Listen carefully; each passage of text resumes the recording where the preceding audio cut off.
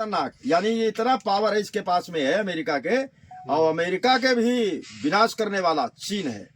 चीन जो शब्द है, अगर चीन उसका नाम एक है चीन, अगर दूसरा नाम नहीं उस देश का नाम चीन है, तो कभी भी विनाश कर सकता है अमेरिका का चीन, कभी किसी समय।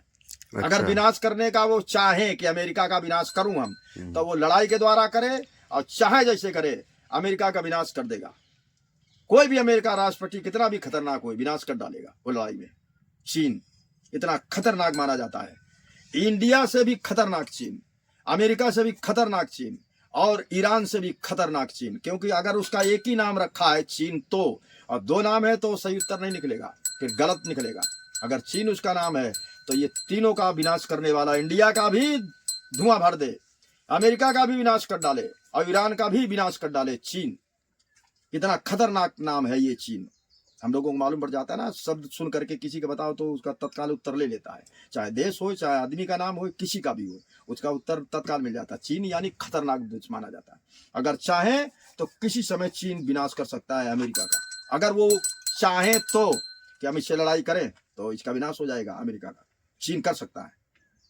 और अमेरिका के टक्कर में ईरान है और लेगा टक्कर। अंतिम में अगर उसका एक ही नाम चीन, इंडिया, ईरान रखा है, तो ये इसकी पराजय होगी अमेरिका की। लड़ते लड़ते इसका विनाश ही हो जाएगा और उसकी विजय होगी। जैसे अपने किसी समय मतलब मानसरोवर कैलाश अपने भारत में था, इस समय चीन में उसने गोली के दम पर और फौज के दम पर अपने उसमें किया है चीन ने। पहले पास नहीं बनती थी। बिंदु सरोवर गुजरात में है, नारायण सरोवर अपने गुजरात में ही है। गुजरात तो अपने इंडिया में आता है ना। ये दो, और एक पंपा सरोवर, वो भी अपने 3 है इंडिया में। और चौथा था मानसरोवर कैलाश जिसको बोलते, जहाँ ओम पर्वत बना है, वो भी अपने था। पर उसने, चीन ने जब लड़ाई की है तो गोली के दम पर और अपने मतलब फौज के दम पर अपने उस सीमा में कर रखा है। उसकी सीमा में पहले नहीं था, पर लड़ाई में मतलब जिसे कहने का मतलब गोली के दम पर और अपने साहस पर, अपने संकल्प के द्वारा जो इसने निर्णय लिया था, वो कितना अटल बिहारी वाजपेयी और भी कुछ नेता हो गए, ये मनमोहन सिंह, वो जो लगी थी धारा, क्या बोलते, वो अमेरिका कश्मीर में, वो इतने तोड़ी नहीं तोड़ी मोदी ने 370 धारा 370 तोड़ी किसने तोड़ी? हाँ, मोदी ने तोड़ा नहीं, इसका संकल्प था कि हम तोड़ेंगे इसको। और किसके दम पर? गोली के दम पर और अपनी फौज के दम पर तोड़ दिया। नहीं, वहां की धारा तो मनमोहन सिंह भी तोड़ना चाहता था, नहीं तोड़ पाया। और अटल बिहारी वाजपेयी भी तोड़ना चाहता। देखो, हमारा कहने का मतलब सौरभ, किसी को परास्त करना हंसी खेल नहीं है, मुंह का कहना काम नहीं है। मौत से जो टकराता है, मौत को जो कफन बांध लेता है, मौत को जो गले में लगा लेता है, वही ये नियम को तोड़ सकता है। असंभव, वहां एक दिन में 1 लाख भी मर सकता है और एक दिन में पूरी फौज भी मर सकती है। ये कदम उठाया इसने, क्या बोलते, मोदी ने, गुजरात का मोदी है।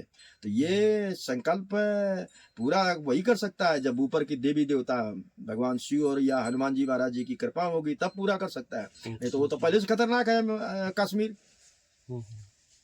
पंजाब का था मदन मोहन सिंह, उसने कितना प्रयास किया, नहीं तोड़ पाया। और ये अटल बिहारी वाजपेयी नहीं तोड़ पाया, पर इसने तोड़ दिया है। और मोदी पर हनुमान जी की कृपा है। इनका नाम ही संकट मोचन है। असंभव को पल में संभव कर दे।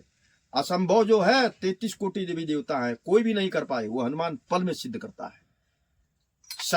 शनि जब लागू हुआ तो ब्रह्मा को भी परेशान कर दिया। लागू हो गया, बोले हम तुम पर अपना प्रभाव दिखा रहे हैं, तुम बच के दिखाओ तो तुम हमसे बड़े हो। ब्रह्मा ने बोला ठीक, लागू करो। और विष्णु को भी चैलेंज दे दिया, शिव को, इतना खतरनाक संहार करता देवता, ये तीनों को चैलेंज दिया, तीनों पर लागू हो गया। शनि सूर्य का पुत्र है और तीनों को परेशान कर दिया। अब सब 33 कोटि देवी देवता है, 33 कोटि देवी देवताओं ने बोला यदि तुम हनुमान जी को परास्त करके दिखाओ तो हम सबसे बड़े, गणेश जी है प्रथम पूजनी माने जाते ना, हम आपको 33 कोटि में सब जो है बड़ा घोषित कर देंगे। तो बोले ठीक है, हनुमान पर अभी लागू हो रहे हैं। और ये श्री राम जय राम इसका मंत्र है, ये स्वयं विजय मंत्र है। श्री राम जय राम, ये राम मंत्र पहले से बना, ये हनुमान जी ने खुद बनाया अपने मर्जी से, पहले नहीं, इसकी रचना नहीं की थी। श्री राम जय राम, इसका नाम विजय मंत्र है। हर भी बात पर, हर ही काम पर, कैसा भी धरती पर काम होए जो ना बना सके, ये श्री राम जय का नाम है, ये मंत्र का, विजय दिलाने वाला। ये हनुमान जी ने निर्णय लिया कौन सा मंत्र बनाए, इसने मन में विचार सोचा और वही बना दिया, श्री राम जय। उसी में ये रात दिन लगा रहता है। कहीं देखो ये भगवान का काम होगा तो करेगा, नहीं श्री राम जय राम जय जय राम उसी में मस्त रहता है। क्योंकि हर ही काम पर धरती पर ये अपने मृत्युलोक में ऊपर ब्रह्मलोक और नीचे पाताल लोक ऐसा कोई काम नहीं जो ये बना ना सके। विश्वास करके अगर जाप करता कि हनुमान जी ने इसकी रचना की है ना, श्री राम जय राम जय जय राम और विजय मंत्र है। तो कहने का मतलब बोले कि देखो वो श्री राम जय राम कर रहा है, इस पर तुम दिखाओ अपना प्रभाव। ये ब्रह्मचारी है और हम ब्रह्मा विष्णु शिव इनके पास पत्नियां हैं। बोला अभी देखो मैं दिखाता हूँ। जब सब पर लागू हो गए ग्रह हैं और ये भयंकर ग्रह बोला जाता है, सूर्यपुत्र है शनि, हम अभी दिखाता हूँ। जैसे ऊपर लागू हुआ तो इसने बोला कि हम श्री राम जय राम कर रहे थे, बंद कैसे हो गया। इसने विचार किया कि शनि ने अपना हमारे मस्तक पर बैठा है अदृश्य रूप हवा रूप में, उसने बंद कराया है। इसने मंत्र के द्वारा बांध दिया अपना खोपड़ी और मंत्र के द्वारा बांध करके विशाल पत्थर रखा। ये बड़े बड़े पहाड़ उठाता है, भयंकर से भयंकर उठा ले, कैलाश ही उठा ले, महेंद्राचल पर्वत परशुराम की तपोस्थली है, फरसा वाला परशुराम, उसी को उठा ले। ये इसके सब महाभयानक काम है। शिव से कोटि परे ऊपर है शिव, पर शिव से कोटि परे ऊपर है। जो शिव नहीं कर सकते हैं ये खेल खेल में पल में वो काम कर देगा हनुमान। और शिव में हनुमान में कोई अंतर नहीं, जो शिव है वही हनुमान है, हनुमान है वही शिव है, पर ये ब्रह्मचारी रूप में है। और शिव के साथ में पार्वती रहती है, शक्ति दुर्गा उमा भवानी जो भी उसके नाम है वो रहती है। तो ब्रह्मचारी में ये विशेषताएं होती हैं। कोई भी ब्रह्मचारी हो, नाम ही है ब्रह्म, ब्रह्म शब्द आ गया और ब्रह्म ईश्वर का नाम है। तो कहने का मतलब ये जैसे गया मन बांध दिया और खोपड़ी पर रखा एक विशाल पर्वत उठा के। तो खोपड़ी पर जो भी देवता पहले बैठा है, जैसे हाथ ये खोपड़ी हमारी हाथ रखे हैं, अब इसके ऊपर कोई पहाड़ रखेगा तो पहले हमारा हाथ दबेगा, फिर खोपड़ी दबेगी, पहले हाथ पिछा होगा। हम अपना हाथ रखें या दूसरा कोई हमारे हाथ पर खोपड़ी पर रखे तो पहले वो दबेगा हाथ उसका, या जो चीज रखी है पहले वो दबेगी फिर खोपड़ी में दबेगी। तो ये तो खोपड़ी में बैठा था, लगा था, शनि जो है वो समझ गया हनुमान की खोपड़ी में लगा है, बंद करवा दिया राम श्री राम जय जय राम। इसने विपरीत गति कर दी है। तब ये बांधा उसको पहले कि जा ना पाए, नहीं भाग सकता है ना, हवा रूप में ये अलग हो जाएगा। बांध दिया मंत्र के द्वारा, अब जा नहीं सकता, खोपड़ी इतनी जगह में रहेगा जब तक इसको मंत्र के द्वारा खोलेंगे नहीं। और बाहर इसने रखा तो ये जहां तक क्षमता था शनि ने प्रयास किया बच जाए, पर अब भागने का बंद कर दिया मंत्र के द्वारा। अब इसने हर प्रयास किया, प्रयास करके नहीं भाग पाया तो बोले हमें छोड़ दो, हमसे गलती हो गई। बोले नहीं हमारा काम छोड़ना नहीं है, हमारा काम है विनाश करना। तो हम श्री राम जय राम कर रहे थे और तुझने मस्तक पर आकर के रुकावट की, तो रुकावट की उसका दंड मिलेगा। मतलब हर तरह से प्रयास कर लिया शनि ने, कहते नहीं। तब इसने बोला जो तुम्हारी इच्छा है वो कहो हम देंगे, हमें छोड़ दो खाली। तो बोले अब इसका दिन हनुमान जी का दिन, हनुमान जी है मंगलवार है पर अपना वार दे। तो शनि के दिन भी पर पूजा होती है हनुमान जी की, गुजरात में ज्यादा होती है, गुजरात और राजस्थान में ज्यादा, अपने इधर यूपी एमपी में मंगल को ही ज्यादा करवाता है। कहने का मतलब अपना दिन उसने दे दिया। और फिर इसके बाद में कई संकल्प लिए कि आज से जो भी हमारा धूप धाप करता हो वो सपनों में नहीं लड़ना। तो बोले हम उसकी रक्षा करेंगे जो आपका धूप धाप करता है, लड़ना तो दूर रहा, हमें खाली छोड़ दो। उसका दिन लिया और उससे हर तरह के संकल्प लिए तमाम तरह के, तब उसको जाके छोड़ा। कहने का मतलब हनुमान जी असंभव को संभव पल में कर देते हैं। शिव के द्वारा वो काम नहीं हो पाएगा, हैं शिव जी, पर शिव नहीं कर पाएंगे वो ये काम करने वाले हनुमान जी महाराज जी है। इनका नाम ही है संकट मोचन।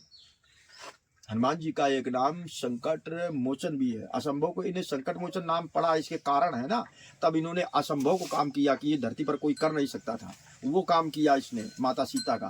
तभी से नाम एक दुर्वासा हुए, तो दुर्वासा ने नाम इनका रखा संकट मोचन। ये धरती पर कोई काम कर नहीं सकता था, वो देवलोक का काम, पर ये झगड़ा झांसी करके वो काम को पल में करके और माता के सामने बोल दिया माँ ये काम कर दिया। इसने आज आशीर्वाद दिया माने कि अष्ट सिद्धि, अष्ट सिद्धि तो नहीं है, अष्ट सिद्धि नवनीत के दाता, हजार अमर का दिया। मृत्यु जिसके पास काल ना आ पाए तो इसके बाद कहाँ काल आता है, अमर है ये। अष्ट सिद्धि जो चाहे वो पल में बन सकता है।